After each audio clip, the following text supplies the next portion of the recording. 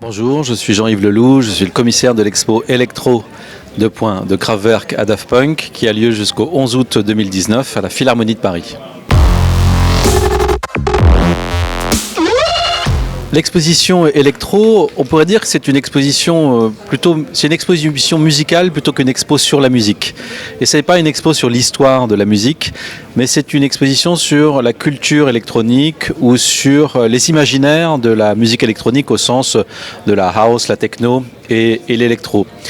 En fait, plutôt que d'essayer de raconter l'histoire, de citer un peu tout le monde, ce qui serait vraiment très compliqué dans un espace de 800 mètres carrés, et puis peut-être un peu ennuyeux sous la forme d'une exposition, on a pris cette approche autour de ces imaginaires. Donc on peut évoquer les grands imaginaires qui ont marqué la musique électronique, notamment la manière dont ils s'expriment à travers le regard et les pratiques des artistes.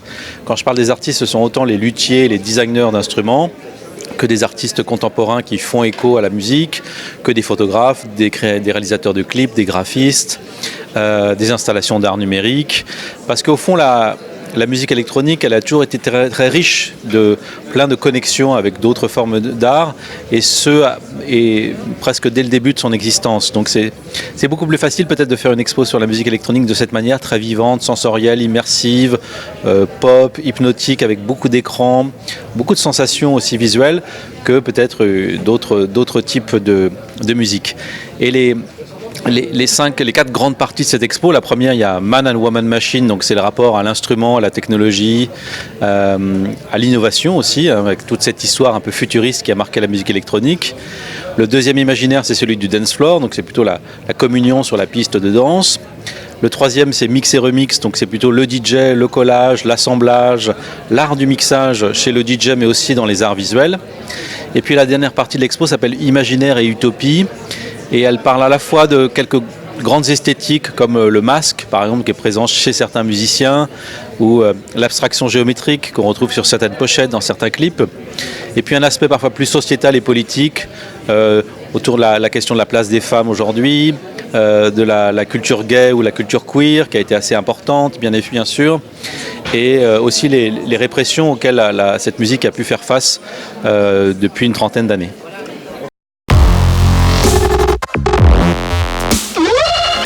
Alors, il y a beaucoup d'instruments dans la première partie de l'expo. D'abord, plein d'instruments qui nous ont été prêtés par Jean-Michel Jarre, qui viennent de sa collection personnelle, qui est pas vraiment d'ailleurs une collection, puisqu'il l'utilise tout le temps, c'est vraiment son instrumentarium. Il a aussi réalisé ce qu'on appelle un studio imaginaire de Jean-Michel, qui rassemble les technologies novatrices qu'il a utilisées au cours de ces 50 dernières années.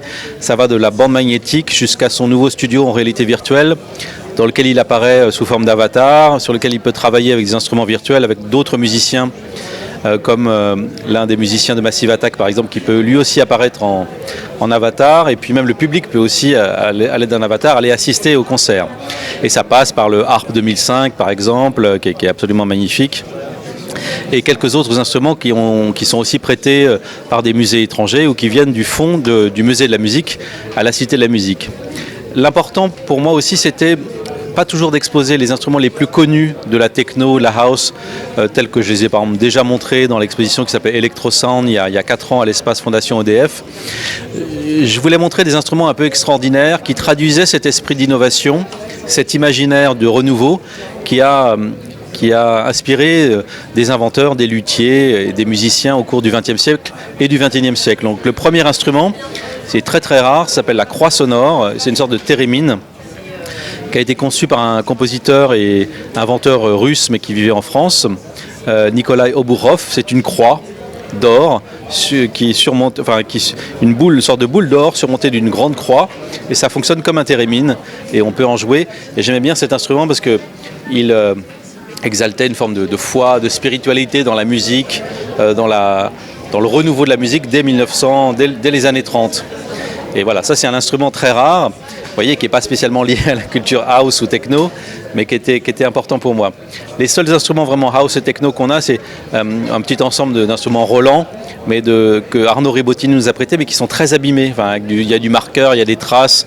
On les voulait. C'est vraiment les instruments qu'il a utilisés dans ses dernières tournées l'année dernière. Vous voyez, là, il en a changé récemment. Il nous a prêté ces vieux instruments. Ça, j'aimais bien leur côté vraiment un peu crade et vraiment très, très usé. Après, il y a un Moog 55 aussi, il y a une très rare console de spatialisation qui était utilisée par le groupe de musique expérimentale de Bourges dans les années 70, donc là plutôt lié à la musique concrète. Et vous avez aussi des sortes d'instruments sculptures de Peter King, qui est un artiste anglais, et que aussi une sorte d'inventeur incroyable. Et il a fait un synthétiseur, mais qui est une forme d'hommage au film Planète Interdite, qui en 1956 avait été le premier film à être doté d'une bande-son entièrement électronique, composée par Louis et Bébé Baron. Donc il a fait une sorte de... C'est un vrai synthé, enfin ça ne ressemble pas à un synthé à clavier, c'est un instrument, mais qui est aussi une sculpture. Et de la même manière, il a aussi entièrement refait une machine un peu mythique qui s'appelle The Oramix Machine de Daphne Oram, qui est une compositrice peu connue, qui a été redécouverte assez récemment, qui était l'une des fondatrices du BBC Radiophonic Workshop, mais elle était partie au bout de 2 ans. Et toute sa vie, elle a travaillé sur cette machine pour traduire en son électronique des formes visuelles qu'elle dessinait sur des sortes de photogrammes. Et qui n'a pas jamais très bien marché. La vraie machine existe, je crois que c'est au Science Museum à Londres, et lui il l'a refait entièrement. Et donc c'est aussi une très belle machine qui devient, à travers le travail de Peter King, une sorte de sculpture ou d'œuvre d'art.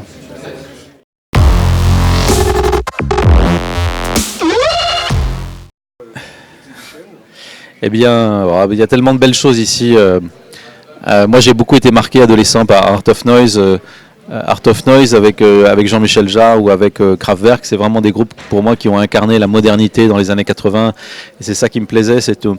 C'est pas vraiment qu'ils annonçaient le futur, c'est simplement que tout d'un coup c'était des artistes qui travaillent avec les outils d'aujourd'hui.